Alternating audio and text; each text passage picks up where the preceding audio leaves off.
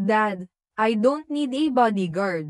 Matanda na ako at ayoko nang may sumusunod-sunod na parang anino sa likod ko, ganito ko mailalarawan ang bagong yugto ng buhay ko. Si Sofia, isang dalagang 25 taong gulang, ay anak ng kilalang si Senator Gabriel Valdemor. Siya ay maganda, makisig, at may pagkasuplada.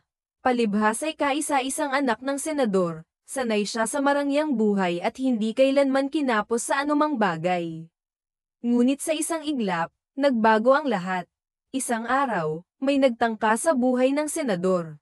Dahil dito, hindi mapakali ang ama ni Sofia sa pag-aalala na baka pati ang kanyang pinakamamahal na anak ay mapahamak. Sa kanyang kalituhan at pagmamalasakit, nagdesisyon siyang kumuha ng bodyguard para sa anak. Anak, alam kong hindi mo gusto. Pero kailangan kita protektahan. Wala kang magagawa dahil desisyon ko ito, mariing sabi ng senador habang nakatingin ng seryoso kay Sofia. Walang nagawa si Sofia kundi tanggapin ang desisyon ng kanyang ama. Ang kanyang salita ay batas. Ethan, ikaw na ang inatasan kong maging bodyguard ng anak ko. Ipinagkakatiwala ko siya sa iyo dahil alam kong kaya mo siyang ipagtanggol. Isa ka sa mga pinakamahusay kong tauhan, wika ng senador habang nakatingin kay Ethan ng may pagtitiwala. Si Ethan, isang dating sundalo, ay pinili upang maging tagapagtanggol ni Sofia. Hindi nagkakalayo ang kanilang edad, ngunit sa unang tingin pa lang, halata na ang malaking agwat ng kanilang mga personalidad. Matikas si Ethan, gwapo, at puno ng disiplina. Salamat sa tiwala, Senator. Pangako po, hindi ko pababayaan ang anak niyo, tugon ni Ethan ng may galang. Simula ngayon, siya na ang amo mo. Bantayan mo siya sa lahat ng oras at siguraduhing ligtas siya. Magre-report ka lang sa akin kapag may kailangang impormasyon tungkol sa kanyang kaligtasan, dagdag ng senador. Sa gilid naman, irritable si Sofia. Noted, Senator, pang-iinis niyang sagot habang ginagaya ang tono ni Ethan. Ayaw niya ng ideya na may nakamasid sa bawat kilos niya. Napangiti si Ethan sa reaksyon ng dalaga, ngunit hindi rin siya natinag. Nagdadabog na umalis si Sofia mula sa opisina ng kanyang ama, hinanap ang kanyang kotse, at nagbalak pumunta sa mall. Ngunit ganoon na lang ang inis niya nang makita si Ethan, nakatayo sa harap ng kanyang sasakyan. Señorita, saan ka pupunta? Hindi ka pwedeng umalis nang hindi ako kasama, mahinahong sabi ni Ethan. Kapag hindi ka umalis dyan, sasagasaan kita, banta ni Sofia, puno ng gigil.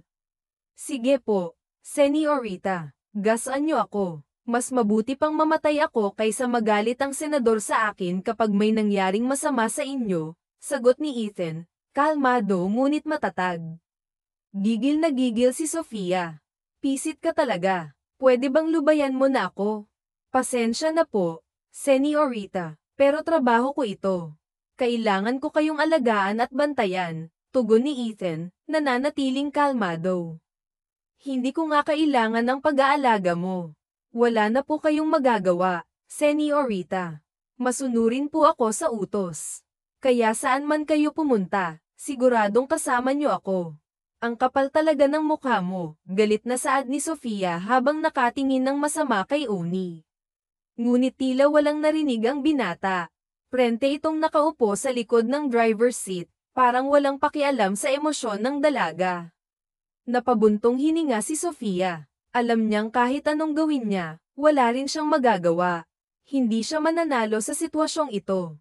Walang ibang pagpipilian. Pumasok siya sa kotse at hinanda ang sarili para magmaneho. Ngunit bago pa man niya paandarin ang sasakyan, napansin niyang komportableng-komportable si Oni sa kanyang pwesto sa likod. Hindi niya napigilan ang sarili, agad siyang bumaba ng kotse at binuksan ang pinto sa likod kung saan nakaupo ang binata. Ang kapal naman talaga ng mukha mo. Ano, ginawa mo pa akong driver? Bumaba ka nga dyan, sigaw niya. Puno ng gigil. Sa halip na magalit, nagmamadaling bumaba si Oni, ngunit may ngiti sa kanyang labi. Anong nakakatawa ha? Tanong ni Sofia, halos pumutok na sa inis. Wala po, Señorita, sagot ni Oni habang pilit na pinipigilan ang tawa. Mula ngayon, ipagdadrive mo na ako. Napailing si Sofia, puno ng pagkadismaya. Alam ko naman na wala na akong magagawa, sagot niya ng may halong pagsuko. Sure, Senyorita. Kaligayahan ko ang paglingkuran ka, sagot ni Oni, may halong biro at sinseridad. Tigilan mo nga ako sa mga hirit mo na yan dahil hindi ako natutuwa. Bilisan mo at gusto ko ng malibang sa mall nang maalis na ang pagkairita ko sa'yo, sagot ni Sofia, pilit na pinipigilan ang sarili na sumabog. Okay, let's go, sagot ni Oni, puno ng sigla. Maingat niyang minaneho ang kotse papunta sa mall, kung saan mag-show shopping si Sofia. Sa kabila ng maaliwalas na biyahe, hindi may kakaila ni Oni na may bigat sa kanyang dibdib. Sa totoo lang, ayaw niya talagang maging bodyguard ng dalaga. Kilala niya ang ugali nito, moldita, masungit, at tila ba laging galit sa mundo. Ngunit dahil sa utang na loob niya sa ama nito, wala siyang lakas ng loob na tumanggi. Malaki na rin ang naitulong ng senador sa kanya at sa kanyang kapatid. Senyorita, nandito na po tayo, anunsyo ni Oni nang makarating sila sa mall. Alam ko at hindi ako bulag, sagot ni Sofia, ng asar. Sabi ko nga po, sagot ni Oni habang pilit na pinapakalma ang sarili. Ano pong hinihintay mo dyan? Po, tanong ni Sofia, puno ng pagtataka. Bakit, Senyorita, ha? Ano pa di bumaba ka na dyan at ipagbukas mo ako ng pinto, sagot ni Oni, may halong biro. Biglang natauhan si Oni. Oo nga pala. Sorry, Senyorita, sagot niya habang nagmamadaling bumaba upang ipagbukas ng pinto ang dalaga. Maingat niyang ainalalayan si Sofia sa pagbaba, ngunit hindi pa rin ito naiwasang magdabog. Agad siyang tumuloy sa paglalakad papasok ng mall, habang si Oni naman ay mabilis na sumunod sa kanya. Nang mapansin ni Sofia na nakasunod pa rin si Oni, agad siyang huminto at hinarap ito. What are you doing? Tanong niya, puno ng iritasyon. Po, di sumusunod po sa inyo, Senyorita, sagot ni Oni, walang kaalam-alam sa galit ng dalaga. What? Pwede ba? Bumalik ka sa kotse at parang awa mo na. Pabayaan mo akong umikot ng mag-isa sa mall, pakiusap ni Sofia, halos magmakaawa. Pasensya ka na, Senyorita, sagot ni Oni, nananatiling kalmado. Pero ang utos po sa akin ni Senyor bantayan kayo minuto-minuto. Napabuntong hininga si Sofia, pilit pinipigil ang galit. I don't care kung ano man ang utos sa'yo ni Daddy. Basta ayoko nang may bumubuntot sa akin. Kaya nga hindi ako nag-aalaga ng kahit na anong hayop dahil ayoko na may bubuntot-buntot sa akin Senyorita, hindi naman ako hayop, ha? Bodyguard mo ako, hindi alila, mahinahong sagot ni Oni habang sinusundan ang dalaga. Sa kabila ng kanyang biro, ramdam pa rin ang bahagyang inis sa tono nito. Patuloy siyang nakabuntot kay Sofia, kahit saan ito magpunta, hanggang sa makarating sila sa harap ng comfort room. Oh, baka naman hanggang sa loob ay susundan mo pa ako, iritadong tanong ni Sofia, sabay lingon kay Oni. Hindi na po, Senyorita. Hihintayin ko na lang kayo dito sa labas, mabilis na sagot ng binata, may bahagyang ngiti sa labi. Mabuti naman at marunong kang mahiya, tugon ni Sofia bago pumasok sa CR. Ngunit hindi siya pumunta roon para sa karaniwang dahilan. Sa halip, nag-iisip siya ng paraan kung paano tatakasin ang kanyang bantay. Habang naglalakad papasok, pasulyap-sulyap siya kay Oni, naghihintay ng tamang pagkakataon. Eksaktong sandali na may nakita si Oni na kakilala sa labas ng CR. Habang abala ito sa pakikipag-usap, sinamantala ni Sofia ang pagkakataon. Nakisabay siya sa mga taong palabas ng CR at mabilis na tumakbo palayo. Hindi niya alintana ang mga nagtatakang tingin ng mga tao habang dumadaan siya. Nagmamadali siyang pumunta sa parking lot at agad na pumasok sa kanyang kotse. Ngunit sa kanyang pagkadismaya, naalala niyang wala pala sa kanya ang susi. Hinahanap mo ba ang susi? Senyorita, tanong ni Oni, na nakasilip na pala sa bintana ng driver's seat. May ngiting tagumpay sa mukha nito. Napairap si Sofia sa sobrang inis. Nagdadabog siyang lumabas ng kotse at walang imik na sumakay sa likuran. Si Oni naman, pangiti-ngiti pa rin habang sumakay sa driver's seat. Saan tayo, Senyorita? Tanong nito, tila walang nangyaring masama. Iuwi mo na ako. Sirang-sira na ang araw ko dahil sa'yo, sagot ni Sofia, puno ng galit.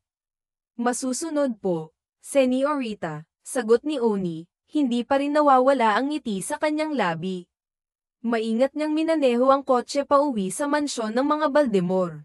Pagkarating nila sa bahay, halatang-halata pa rin ang pagkainis ni Sofia. Agad itong napansin ng kanyang ama, si Don Gabriel. Oh, anak, akala ko ba magsha-shopping ka? Bakit parang pinagbagsakan ng langit at lupa ang mukha mo? Hindi ka ba nag-enjoy? Tanong ng Don, puno ng pag-aalala. Itanong mo dyan sa magaling mong tauhan, sagot ni Sofia, sabay akyat sa kanyang kwarto.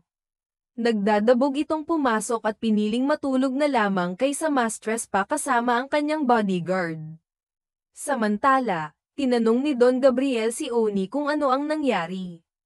Ikinwento naman ni Oni ang buong pangyayari, mula simula hanggang wakas.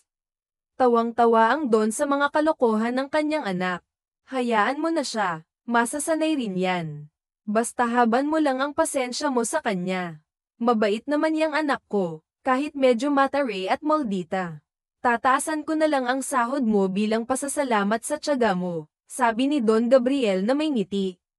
Nako, huwag na po, senyor. Sapat na po ang sahod na ibinibigay ninyo. Sa kaayos lang naman po ako. Alam ko naman po na kailangan ko lang ng mahabang pasensya sa anak nyo, sagot ni Oni, nakangiti. Humanga si Don Gabriel sa sagot ng binata. Diyan ako bilib sa'yo, Oni. Pero kahit anong sabihin mo, tatasan ko pa rin ang sahod mo. Ano pa nga po bang magagawa ko, senyor? Maraming salamat na lang po at malugod kong tinatanggap ang dagdag na sahod, sagot ni Oni, may halong biro. Alam niyang kahit tumanggi siya, hindi magbabago ang desisyon ng Don. Ganoon kabait ang kanyang amo. Bueno, Oni, mukhang wala na talagang balak lumabas ang anak ko ngayong gabi. Pwede ka nang magpahinga, wika ni Don Gabriel na may bahagyang ngiti sa kanyang mukha. Nagbigay galang si Oni bago sumagot, sige po, senyor. Magpapahinga po muna ako. Maraming salamat po ulit sa tiwala ninyo. Asahan niyo pong pagbubutihin ko pa lalo ang trabaho ko. Sisiguraduhin kong palaging ligtas si Senyorita habang nasa pangangalaga ko. Napangiti si Don Gabriel at tumango. Yan lang naman ang gusto ko, Oni. Alam kong hindi mo ako bibiguin. Kaya nga sa'yo ko ipinagkatiwala ang kaligtasan ng nag-iisa kong anak. Maraming salamat sa dedikasyon mo. Maraming salamat din po sa pagtitiwala, Senyor. Mauna na po ako, sagot ni Oni, puno ng respeto, bago tuluyang tumalikod at lumabas ng mansyon. Sa likod ng mansyon, kung saan naroon ang tirahan ng mga bodyguard, naroon ang kasamahan ni Oni na si Ray, na agad siyang binati ng biro. Oh, pare, kinaya mo ba ang ugali ng anak ni Senador? Tanong nito habang tumatawa. Kinakaya pa naman, sagot ni Oni habang hinuhubad ang kanyang jacket. Pero parang maka-challenge ako sa kanya, pare. Iba ang level ng katarayan niya. Bakit naman? E di ba sanay ka na sa mga ganyang amo? Tanong ni Ray habang umiinom ng kape. Napailing si Oni. Hindi ko alam kung hanggang saan aabot ang pasensya ko, pare. Pero sa ngayon, kinakaya pa. Natawa si Ray, ngunit biglang sumingit si Carlos na may kapilyuhan sa mata. May solusyon ako dyan, pare. Sabi nito na tila may naisip na kalokohan. Ano na naman yang naiisip mo? Tanong ni Oni, bahagyang nagdududa. Bakit hindi mo gamitin ang charm mo? Paibigin mo siya, pare. Tutal, gwapo ka naman at nasa iyo na lahat ng hinahanap ng babae, sagot ni Carlos na may ngiting mapang-asar. Napailing si Oni at tumawa. Nako, tigilan mo nga ako sa kalokohan mo. Palibhasa ikaw, babaero ka. Hindi lahat ng tao katulad mo. Huwag mo akong igaya sa'yo. Sus, pastahan tayo, pare. Kapag hindi mo siya napaibig, sigurado akong ikaw naman ang iibig sa kanya. Mark my words, sagot ni Carlos na parang sigurado sa kanyang sinasabi. Ako, iibig sa ubod ng sanggit na babae. No way, sagot ni Oni, sabay higa sa upuan na parang gusto nang magpahinga. Talaga lang, baka kainin mo ang mga salita mo, bro, hirit pa ni Carlos.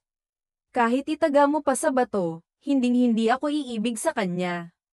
Baka alapinan niya lang ako pag nagkataon, sagot ni Oni, sabay pikit ng mata, tila ba ini-enjoy ang sandaling pahinga. Ganun ba? E di pastahan tayo, pare. Tingnan natin kung hanggang saan ang tatag mo, sagot ni Carlos na may ngiting puno ng hamon. Natatawa ngunit puno ng kumpiyansang sagot ni Oni na tila ba'y sigurado siyang hindi siya mahuhulog sa anak ng kanyang amo. Siguraduhin mo, bro, ha? Dahil baka mapahiya ka, tugon naman ni Rai habang patawa-tawa ito. Hindi na lamang sumagot si Oni, sa halip, ipinikit niya ang kanyang mga mata hanggang sa tuluyan na siyang nakatulog nang hindi na nagawang kumain ng hapunan. Kinabukasan, maagang bumangon si Sofia. Kailangan niyang makarating agad sa opisina dahil maraming papeles ang kailangang pirmahan. Siya na ngayon ang namamahala sa kanilang negosyo ng beauty products, isang negosyo na sinimulan ng kanyang ina dahil sa hilig nito sa mga pampaganda. Mula nang makagraduate si Sofia, buong tiwala itong ipinasa sa kanya ng kanyang ina. At masaya naman siya, dahil mahilig din siya sa mga beauty products. Habang nagmamadaling lumabas ng bahay, inakala niyang naroon na si Ethan, ngunit laking dismaya niya nang hindi niya ito makita. Sakto namang dumating ang kanyang daddy na papasakay na sa kotse nito. Dad, where's Ethan? It's late na, tanong niya, halatang naiinis. Nagpasabi, nakakabangon niya lang daw. Masama daw kasi ang pakiramdam niya nung paggising niya, sagot ng kanyang ama. What? Oh my God! Ito na nga ba ang inaasahan ko? Imbes na makaalis ako ng maaga dahil marami akong kailangang gawin sa opisina, hindi ko magawa dahil sa lalaking batugan na yon. Kung kailan kailangan ko, saka pa siya magtatamad-tamaran. Relax, you're the boss, remember. Wala namang sisita sa'yo sa office dahil ikaw ang may-ari nun, paalala ng kanyang ama sa mahinahong tono. Baka naman papunta na dito si Ethan, sagot ni Sofia sabay buntong hininga, pilit na kinakalma ang sarili.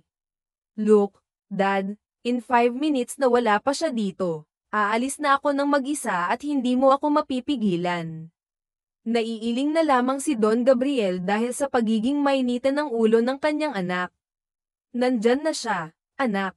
Bueno, mauna na ako, ha? Bye, Dad. Mabilis na sagot ni Sofia sabay lingon sa paparating na si Ethan. What time is it, Ethan? Tanong niya, puno ng inis. Pasensya na po, Senador Orita. Medyo masama po kasi ang pakiramdam ko paggising ko kanina. Medyo nahihilo po ako. Nagutom po kasi ako dahil hindi ako nakakain ng hapunan kagabi. Nakatulog po kasi ako ng maaga, paliwanag ni Ethan, halatang nahihiya. I don't care, at hindi ko tinatanong kung ano man ang nangyari sa'yo dahil wala akong pakialam. Sagutin mo ang tanong ko, madiin na sagot ni Sofia. I'm sorry, Senador Orita. Mag-alas 8 na po, sagot ni Ethan, yumuko pa. See, it's alas 8 and you know what? Nasayang ang oras ko dahil sa pagiging late mo. Hindi na to mauulit, Ethan. Aba, dapat lang. Dahil sa susunod, mawawalan ka ng trabaho at sasabihin ko kay Daddy na tanggalin ka na't palayasin dito, mariing wika ni Sofia, sabay sakay sa kotse. Ngunit lalo pang nainis nang mapansing hindi pa rin sumasakay si Ethan. Ano pang hinihintay mo, Ethan? Pasko, pasiga niyang tanong. I'm sorry, Senador Orita, sagot ni Ethan habang mabilis na sumakay. Sorry. Puro ka sorry, galit na tugon ni Sofia habang sinisimulan na ang pagmamaneho. Hindi na sumagot pa si Ethan at nag-focus na lamang sa pagmamaneho. Nang makarating sa building na pagmamayari ng pamilya ni Sofia ay kaagad siyang bumaba upang alalayan ang dalaga sa pagbaba. Kaagad niyang kinuha ang bag nito at tahimik na sumunod sa dalaga hanggang sa makarating sila sa opisina nito. Kaagad niyang binuksan ang opisina nito at gulat niya nang may umaray sa loob. Ouch! My God! Natha! What are you doing here? Are you okay? Nag-aalala namang tanong ni Sofia nang makita si Natha habang sapin nito ang uso na tinamaan ng pinto. I'm okay, Sofia. Sino bang mulang hiyang yan na hindi man lang marunong magdahan-dahan? Tila galit na saad ni Natha. Si Natha ay presidente ng kumpanya, anak ito ng kasosyo ng mommy niya sa negosyong hawak ni Sofia. Matagal na rin itong nanliligaw sa kanya ngunit wala pa siyang balak na sagutin ito. Hindi niya alam kung bakit gwapo naman si Natha at lahat na yata ng hinahanap ng isang babae ay nasa kanya na hindi nga lang ito ganun kay Aman dahil halos karampot lang naman ang shares ng kanilang pamilya sa kumpanya ni Sofia and the rest ay pagmamayari na ng pamilya ni Sofia. Okay, don't mind him. He's just my bodyguard. Bodyguard. Akala ko ba ayaw mo ng may bodyguard?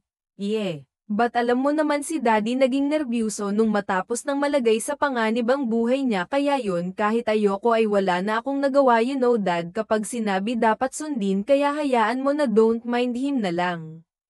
Bakit kasi hindi mo na lang ako sagutin kaya naman kitang ipagtanggol kahit na kanino? I love you and you know that, lahat gagawin ko para sa'yo, Sofia.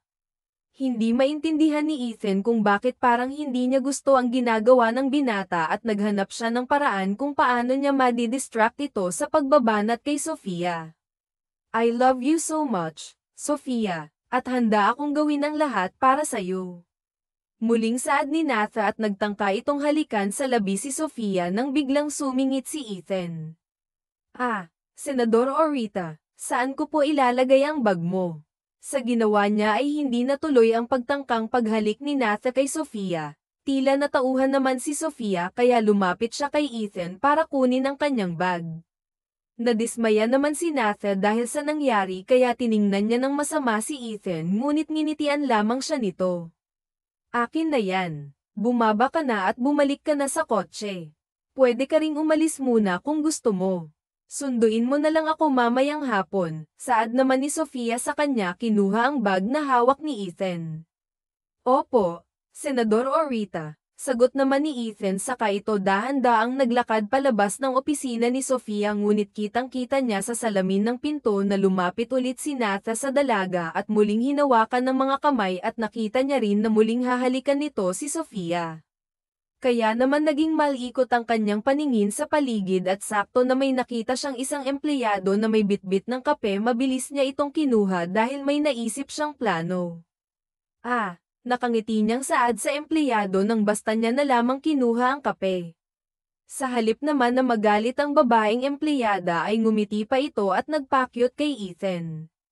It's okay, baka gusto mo pa ulit ipagtitimpla kita, Mr. Pogi. Pabebeng saad ng empleyada. Ginantihan din ito ng ngiti ni Ethan na lalong ikinakilig ng babae. Salamat, Ani Oni, saka nagmamadaling lumakad papasok sa opisina ni Sofia. Senyorita, baka gusto mo ng kape.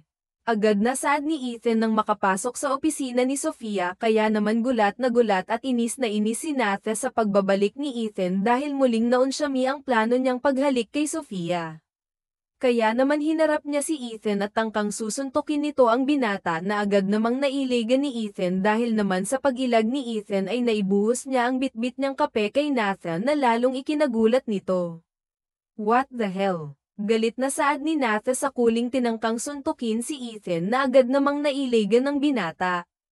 Ano ba tumigil na nga kayo? Sigaw na awat ni Sofia.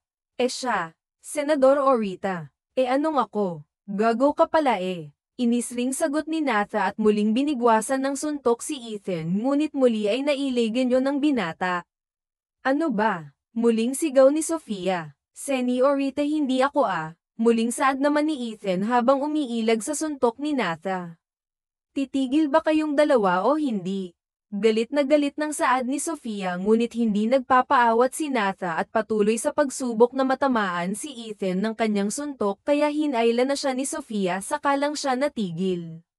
Kilalanin mo ang binabangga mo preha. Ano hindi ba talaga kami titigil siya bastos. Ano ba Natha pwede ba lumabas ka muna ng opisina ko? What? Bakit ako? Hindi makapaniwalang saad ni Natha. I said get out Natha. Sigaw ni Sofia. Hindi na sumagot pa si Natha at wala na siyang nagawa kundi lumabas ng office pero bago pa siya lumabas ay tiningnan niya na muna ng masama si Ethan. Hindi pa tayo tapos. Tila nagbabantang saad nito bago ito tuluyang lumabas. Nang makalabas sa opisina si Natha ay galit na binalingan ni Sofia si Ethan. Wala ka na ba talagang magagawang tino sa araw na to, Ethan? Hindi mo ba kilala ang lalaking binabastos mo? Presidente yun ng kumpanya. Ganyan ba talaga kabastos ang ugali mo? I'm sorry, Senador Orita, pero nakita nyo naman siguro na siya ang nagsimula at hindi ako. Nagmagandang loob lang naman po ako na dalhan ka ng kape dahil naisip ko na baka hindi ka pa nag-aalmusal, mali po ba yun? Pangangatwiran naman ni Ethan. Kahit siya o ikaw ang nagkamali ang punto ko ay huwag kang makikialam sa buhay ko.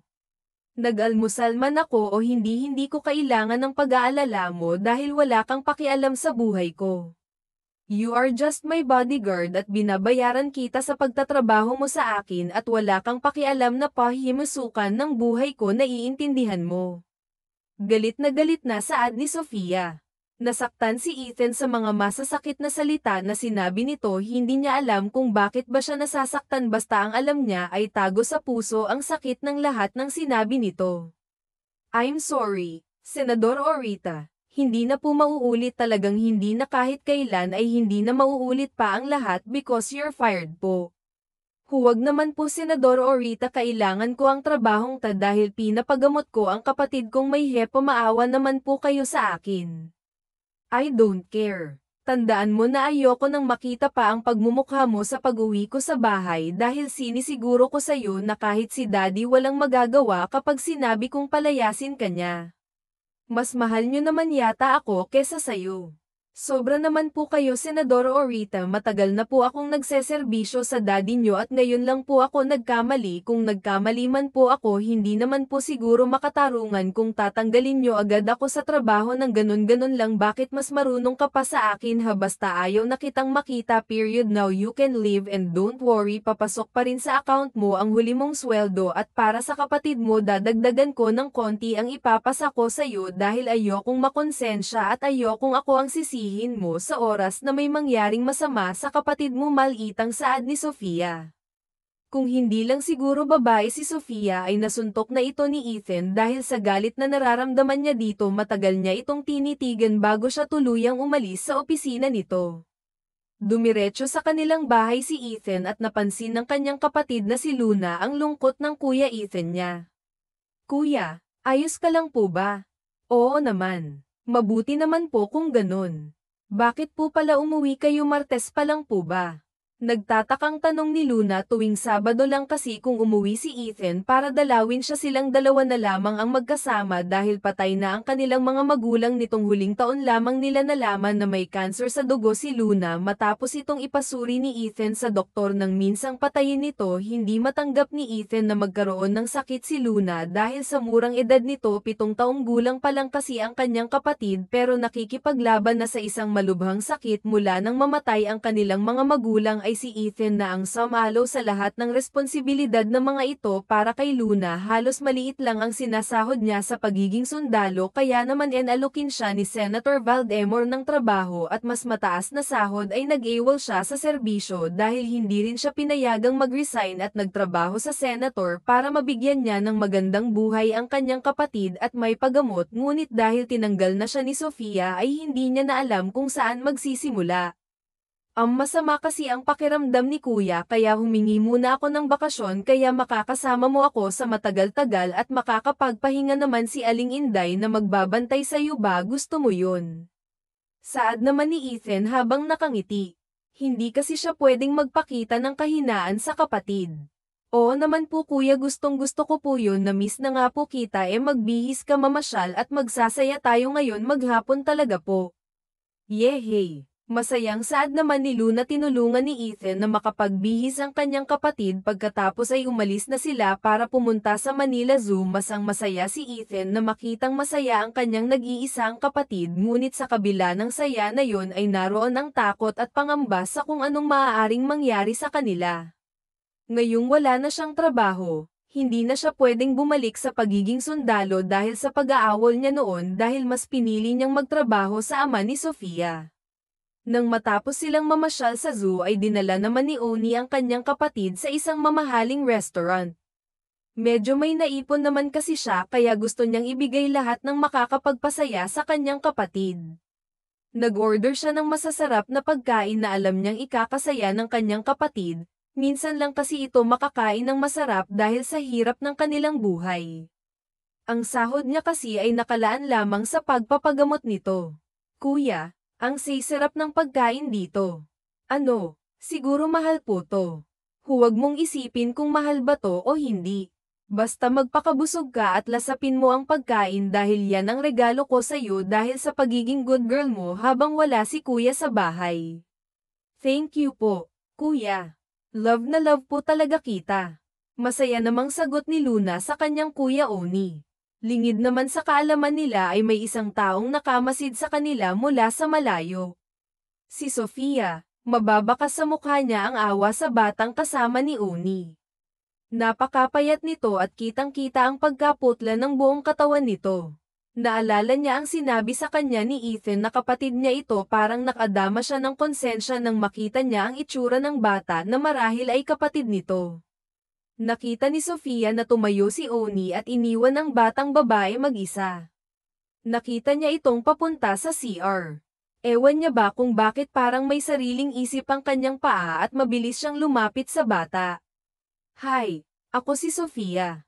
Ikaw, anong pangalan mo? Nakangiting tanong niya sa bata. Hello po, ako po si Luna. Ang ganda niyo naman po, Ate Sofia, sa kamukhang mabait din po kayo. Masaya namang saad ng batang si Luna. Nako, salamat. Ikaw din naman ang ganda-ganda mo rin, kaya nga ako lumapit sa'yo Sino nga palaong kasama mo kanina? Si Kuya Oni ko po yun. Parang bagay nga po kayo ng kuya ko kasi gwapo po siya at maganda rin po kayo. Alam niyo po, mabait po yun at mahal na mahal po ako nun. Ganun ba? Sige Luna ha. Alis na muna ako dahil baka hinahanap na kasi ako ng kasama ko. Nice to meet you. Sana makita pa tayo. Nakangiting ani Sofia nang makita niyang paparating na si Oni. Ay sayang naman po, ipapakilala ko pa naman po sana kayo kay kuya. Pero sige po, bye-bye, ate ganda. Tila nadismaya namang saad ni Luna. Next time na lang Sige na, bye baby ganda.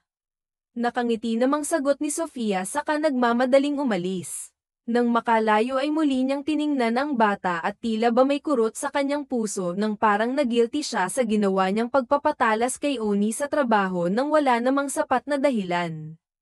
Kuya, may nakilala akong isang napakagandang babae. Alam mo ang bait po niya saka sinabihan niya po ako ng maganda. Masayang kwento ni Luna kay Ethan. Sayang nga po kasi hindi mo siya naabutan. Talaga, hayaan mo pag nagkita ulit kayo, sisiguraduhin ko na kasama mo ako. Sana nga po, kuya, kasi po gusto ko po siyang maging ate. Ang ganda-ganda po kasi niya Nako, ang bata-bata mo pa, marunong ka na niyan. Bilisan mo na nga ang kumain dyan para makauwi na tayo. Basta kuya, siya ang gusto kong maging ate. Nako. Oo na. Tapusin mo na nga lang yang kinakain mo. Talaga po, liligawan mo po si ate ganda Yehey, may maganda na akong ate. Tuwang-tuwang saad ni Luna at pumapalakpak pa sa sobrang saya. Naiiling na lamang habang natatawa si Ethan dahil sa kakulaitan ng kanyang kapatid. Matapos kumain ay umuwi na sina Oni. Hindi pa man nakakarating sa bahay ay nakatulog na si Luna, kaya kinarga niya na lamang ito hanggang sa makarating sa kanilang bahay.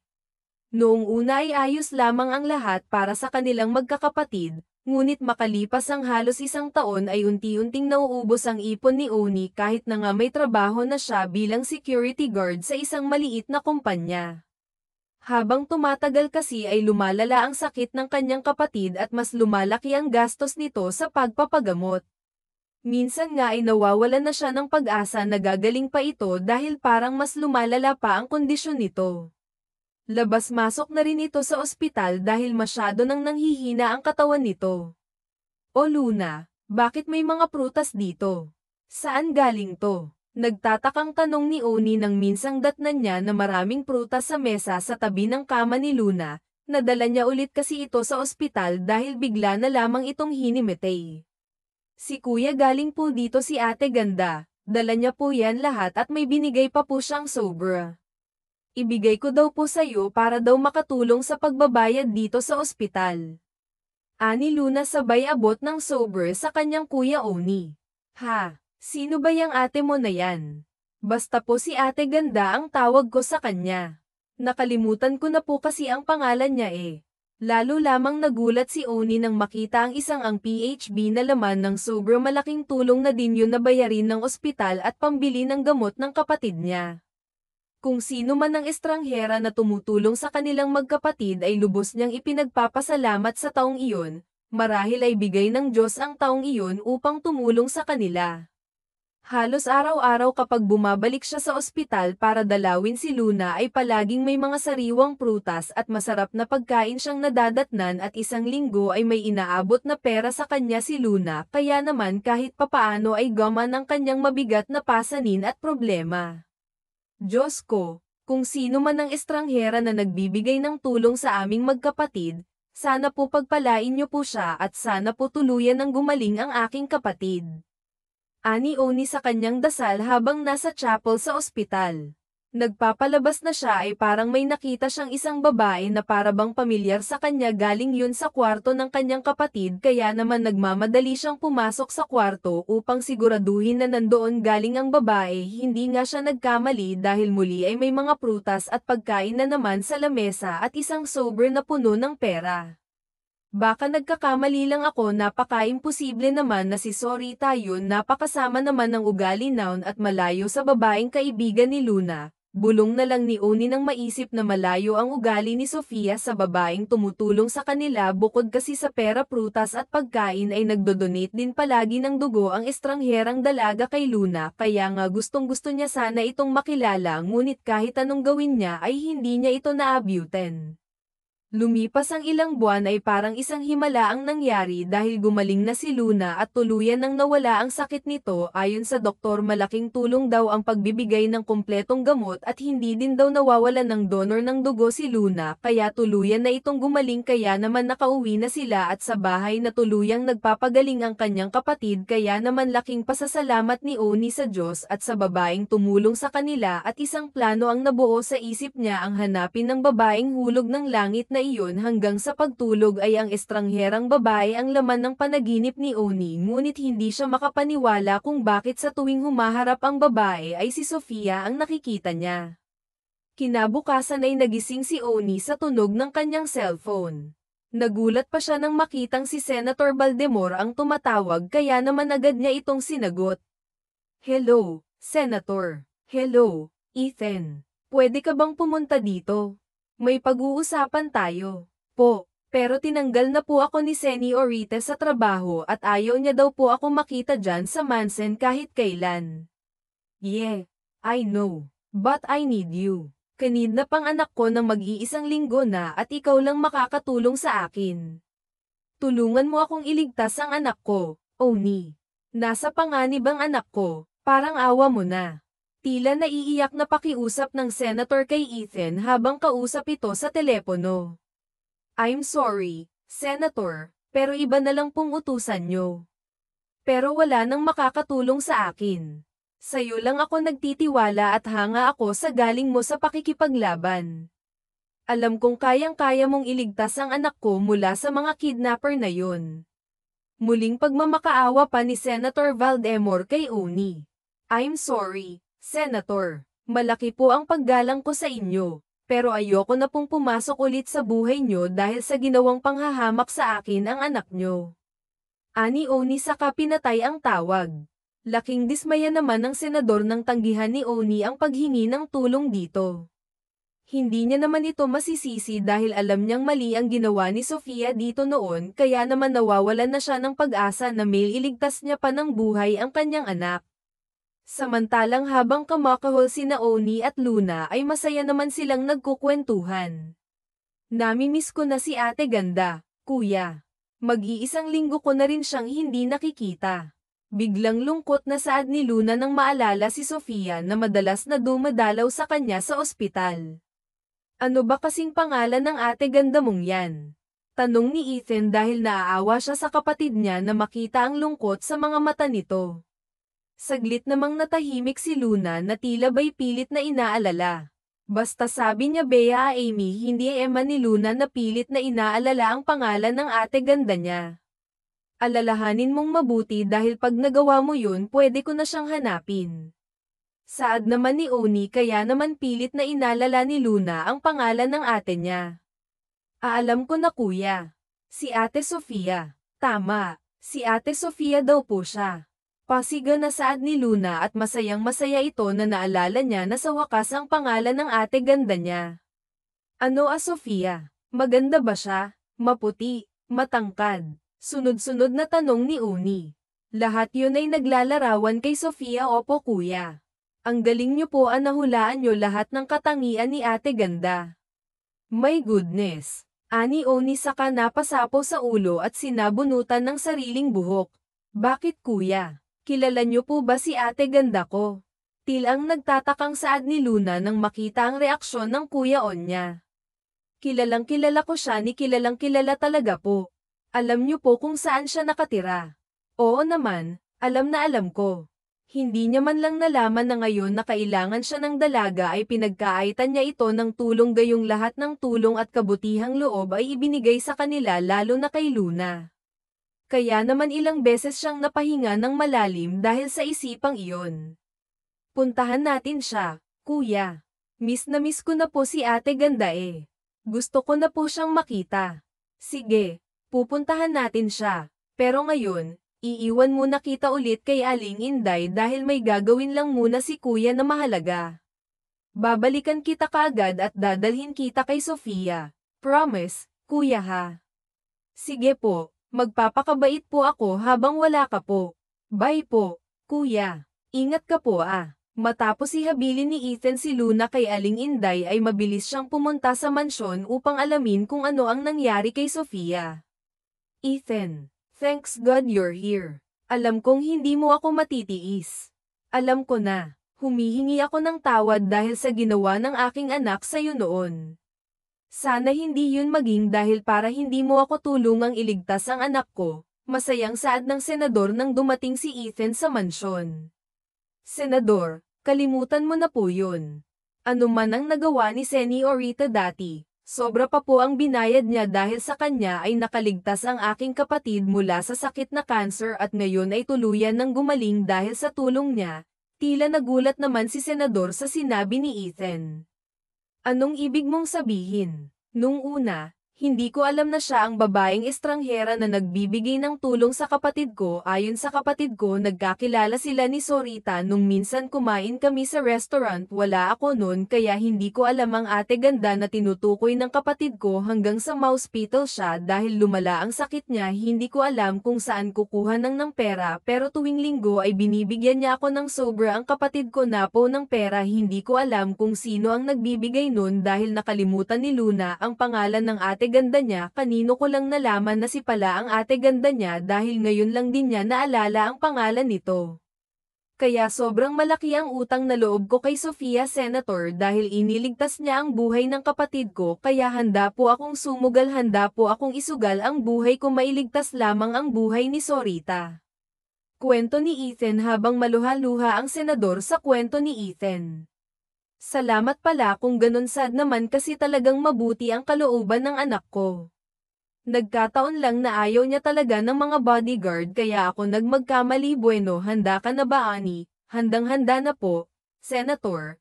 Sagot ni Ethan na buo ang loob sa pagliligtas sa babaeng pinagkakautangan niya ng buhay ng kanyang kapatid. Si Natha ang mastermind ng kidnap for ransom ni Sofia. Humihingi siya ng PHP 50 million kapalit ng aking anak pero alam kong manganganib pa rin ang buhay ni Sofia kaya ikaw ang gusto kong magligtas sa kanya dahil alam kong magaling ka sa kasong ganito dahil sa background mo bilang isang magaling na sundalo sa iyo ko pinapaubaya ang buhay ni Sofia ani iuwi mo sana ang anak ko ng buhay. Makakaasa po kayo, Senator. Ibabalik ko po sa inyo ng buong buo at ni walang gallows ang ni Ethan at binigay lahat ni Senator Valdemar ang impormasyon kay Ethan pati ang 50 million na ransom na hinihingi nito. Lakas loob na pinuntahan ni Ethan ang lugar na tinutukoy ng senador, isang abandonadong gusali sa pinakasulok na lugar sa Maynila. Tahimik ang lugar na yon dahil pumasok si Ethan kaya marahan niyang pinasok ang lugar habang nakahanda sa maaaring mangyari. Hoy hambog na bodyguard ang lakas naman talaga ng loob mong pumasok sa teritoryo ko sigaw na saad ni Natha na nasa dulong bahagi ng pasilyo ng building na yon. Natha, pakawalan mo si Sofia at narito na ang perang hinihingi mo. Matapang namang sagot ni Ethan ngunit tumawa lamang si Natha sa sinabi nito.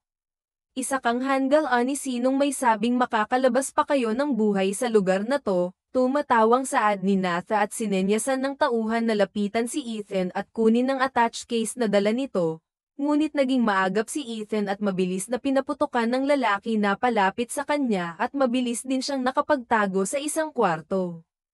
Nakipagbarilan siya sa mga tauhan ni Natha at isa-isa niyang napapatumba ang mga ito hanggang sa si Natha na lang ang natira.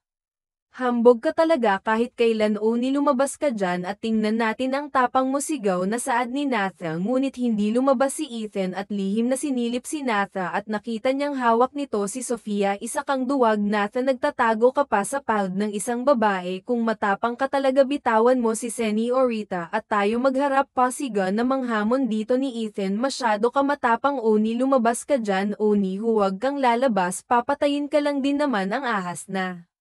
Sigaw naman ni Sofia tumigil ka Sofia galit na saway ni Natha habang hawak ni Sofia lumabas ka dyan bahala ka baka mangati ang kamay ko at makalabit ko ang gatilyo sayang naman ang kagandahan ng babaeng ito huwag umalis ka na pabayaan mo na ako umalis ka na please ayokong may mangyaring masama sa'yo dahil kawawa naman ang kapatid mo kapag may mangyaring masama sa'yo.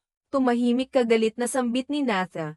Ngunit lingid sa kaalaman ni Natha ay nakaikot na pala si Ethan at nasa likuran na niya ito at mabilis na napalo siya sa batok at kaagad naman siyang nawalan ng malay halos bumagsak naman si Sofia nang mabitawan siya ni Natha. Masyado kasing mahigpit ang pagkakahawak nito sa kanya kaya halos hindi na siya makahinga ng maayos. Ayos ka lang po ba Senorita nag-aalalang saad ni Ethan kaagad na nilapitan si Sofia at ay nalalayang makatayo. Ayos lang ako maraming salamat walang anuman Sorita responsibilidad ko po ang iligtas ka. Anong ibig mong sabihin? Saka bakit ka narito? Paano mo nalaman na nandito ako?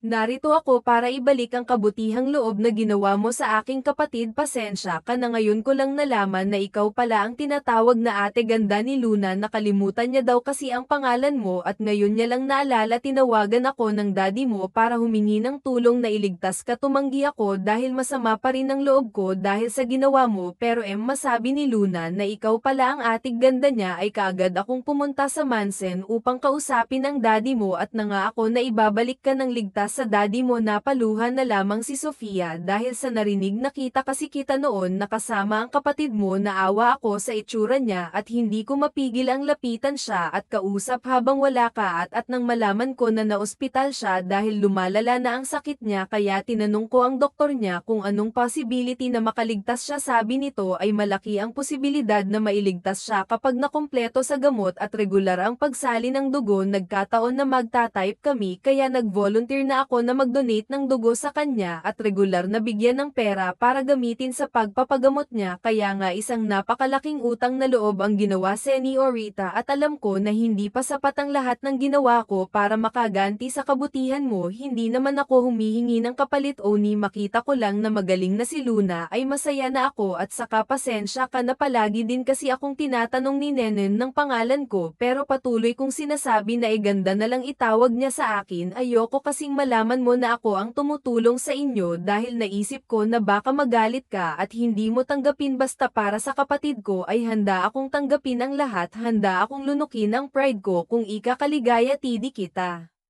Napakaswerte naman ng kapatid mo dahil may napakabait siyang kuya na kagaya mo. Hanga ako sa iyo, anin ako. Salamat po Sorita, pero responsibilidad ko po yun bilang isang kuya. Asus, pa-humble ka pa, tayo na nga, baka magising pa ang mga kidnappers na yan. Oo nga pala, nakalimutan ko na. Tuloy natatawa namang sagot ni Oni. Nakangiti silang lumabas ng abandonadong gusali na iyon. Habang paparating naman ng mga pulis, iniwan na nila ang mga pulis sa paghuli sa grupo ni Natha at nakahanda na ang mga patong-patong na kaso kay Natha dahil hindi lang kidnapang kundi pagnanakaw din, dahil marami pala itong nanakaw na pera sa kumpanya ni Sofia. Inuwi ni Ethan si Sofia sa mansyon ng ligtas at wala ni isang gallows kagaya ng ipinangako niya kay Senator Valdemar. Sofia, anak, I'm glad you're safe. Masayang saad ng senator. Saka nagmamadali ding lumabas ang mommy ni Sofia at kaagad ding yamakap ng mahigpit sa dalaga. Anak ko, masyado ako nag-alala sa'yo. Hindi ka ba nasaktan, anak? Wala bang masakit sa'yo? Gusto mo bang dalhin kita sa ospital?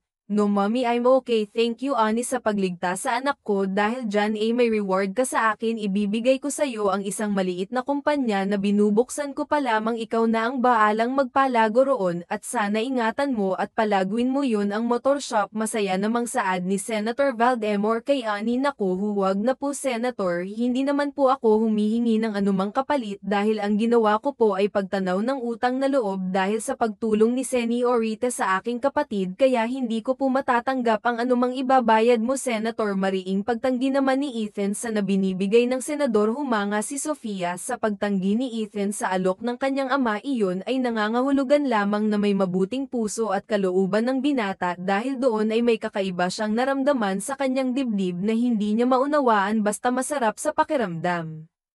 Hindi naman tabayad Oni ito, ang pagtanaw ko lang din ang utang na loob sa pagligtas mo sa buhay ng aking anak. Maraming salamat po, Senator, pero hindi ko po talaga matatanggap yan. Masaya po ako na nailigtas ko ang anak ninyo at naiuwi ko po siya ng buong buo at ligtas kagaya ng ipinangako ko sa inyo. Mauna na po ako, nakangiting sagot ni Ethan, saka naglakad palabas ng mansyon. Ngunit hindi pa man siya tuluyang nakakalabas ay tumigil siya at muling lumapit sa pamilya Baltimore.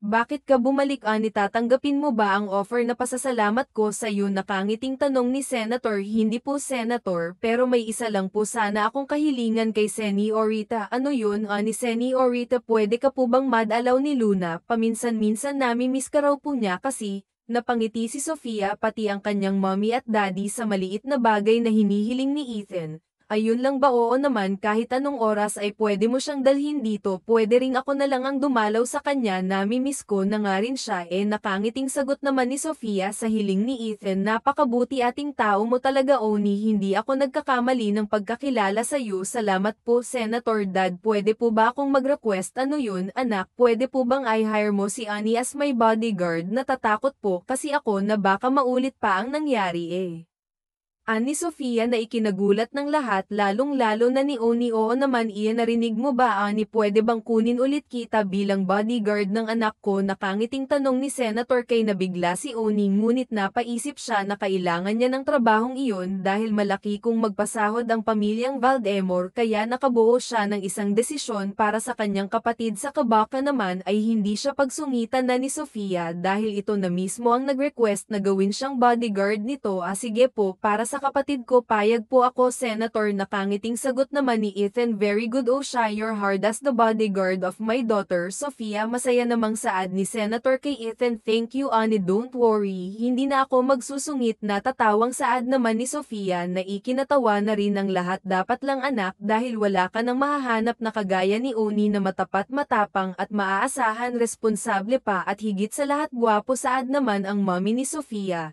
Mommy naman, saad naman ni Sofia na nagulat at nahiya sa huling scene. Sabi nito, tama ang mommy mo, Sofia, alam mo mas boto pa ako kay Oni kesa dyan sa spoil na maliligaw mo, lalo na sa Nathan na yun. Dad naman, baka may girlfriend niyang si Ethan, lagot kayo, nahihiya namang saad ni Abby habang namumula ang pisngi. May nobya ka na ba, Oni? Diretsong tanong ng senador kay Oni na nakadama rin ng hiya. Wala pa po, Senador, pero hindi naman po kami bagay ng anak nyo eh. Bakit mo naman nasabi na hindi kayo bagay? Mayaman po kayo at mahirap lang ako, kaya langit at lupa po ang pagitan namin. Nagkakamali ka, mayaman ka rin. Mayaman ka sa kabutihan at yun pa lang ay sapat na para sa amin para tanggapin ka bilang madugang.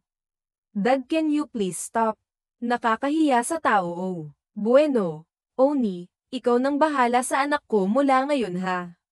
Naguluhan si Ethan at Sofia sa sinabi nito habang parehong namumula na ang mga pisngi dahil sa nararamdamang hiya. Dad, gulat namang saad ng dalaga sa kanyang ama. Bodyguard mo siya, dapat lang na ipagkatiwala kita sa kanya, anak, natatawang saad naman ang Don. Naiiling na lamang ang dalaga sa kanyang ama, kulang na lang kasi ay ibugaw siya nito kay Oni. Pero ang hindi niya maunawaan ay kung bakit kinikilig siya at nangangarap na sana ay maging sila nga lamang ni Oni. Sige po, Senador, Seniora, Seniorita, uuwi po muna ako para magpaalam sa kapatid ko. Saad na lamang ni Oni sa kakaagad na tumalikod at umalis kahit hindi pa naman sumasagot ang pamilyang Valdemor. Nang makalabas siya ng mansyon ay saka lamang siya parang nakahinga ng maayos. Masyado kasi siyang na-hot seat kanina sa loob, pero nagtataka siya kung bakit natuwa siya nang malaman niya na boto pala sa kanya ang mga magulang ni Sofia. Para bang nakadama siya ng excitement at kakaibang kaba sa dibdib niya na ngayon niya lamang naranasan.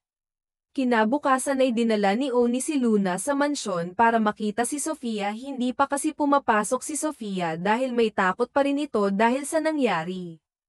Ate ganda. Sigaw ni Luna nang makakita si Sofia sa hardin habang nagdidilig ng mga halamang namumulaklak. Agad namang napalingon si Sofia at napangiti nang makitang tumatakbo si Luna palapit sa kanya, kaya naman sinalubong na ito para yakapin. Baby ganda. Masayang bati ni Sofia sa kaniyakap si Luna. Masaya si Oni habang pinapanood ang kapatid at si Sofia. Napapatitig siya kay Sofia habang masayang nakikipaglaro sa kanyang kapatid. Kakaiba ang nararamdaman niya habang tinititigan ng dalaga, parang nahuhulog ang loob niya dito. Mukhang panalo ata ako, bro.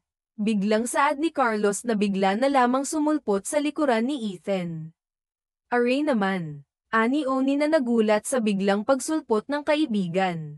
Masyado ka kasing tutok sa pagtitik kay Seniorita eh. Kulang na lang pumusay mo habang tinititigan siya, pangiti-ngiti ka pa talaga habang nakatitig. In love ka na, bro, in love ka na. Tumatawang saad ni Rai. Hindi siya makasagot dahil mukhang totoo nga ang sinasabi nito, kaya napapailing na lamang ito habang nakangiti.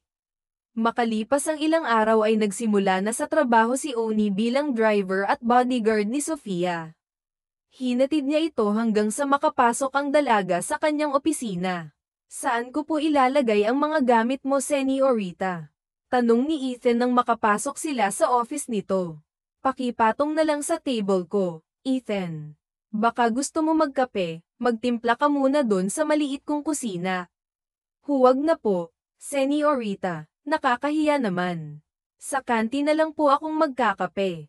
Oni naman, sige na. Pumunta ka na sa kusina at huwag ka nang mahiya. Saka baka pwede mong ipagtimpla mo na rin ako. Sige na nga po, Seniorita, sagot na lamang ni Oni saka pumunta sa kusina. Sinundan ng tingin ni Sofia si Oni hanggang sa makapasok ito ng kusina. Hindi niya malaman kung bakit masaya siya tuwing makakasama niya si Oni. Agad namang lumabas si Ethan, hawak ang 2 tasa ng kape. Kape po, Seniorita. Pasensya na po kung hindi masarap, ani Oni sabay abot ng kape kay Sofia. Nagulat si Sofia nang makita ang kape may foam yun at may nakasulat na, I love you, kaya naman napatingin siya sa mga mata ni Oni at nagkatitigan sila. Anong ibig sabihin nito, Oni?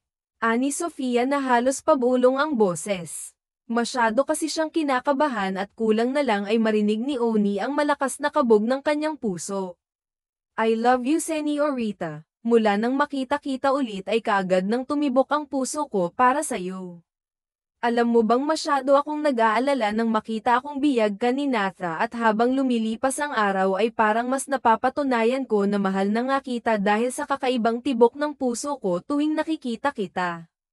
Seryosong saad ni Oni habang nakatitig sa mga mata ni Sofia. Napaluha si Sofia dahil sa mga sinabi ni Oni ni hindi niya naisip na mangyayari ang ganito.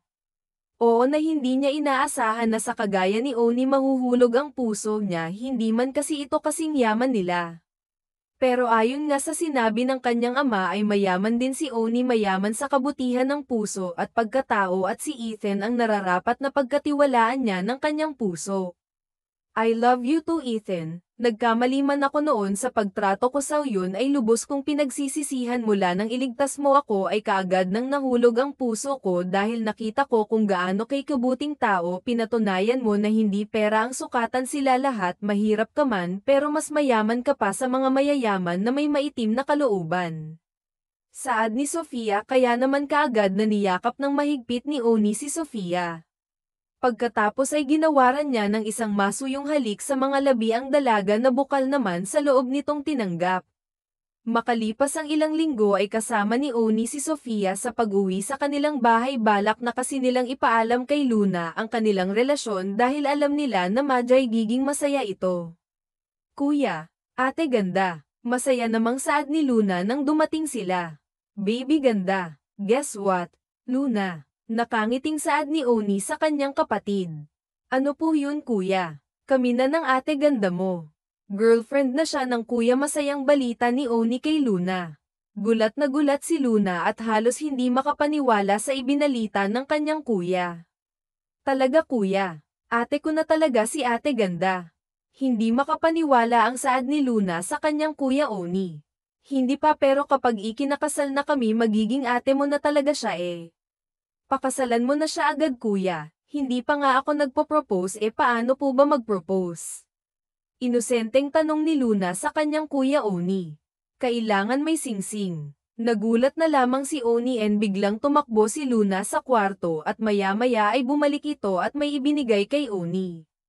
Saan mo naman nakuha Luna? Nakuha ko yan doon sa mga gamit ni nanay.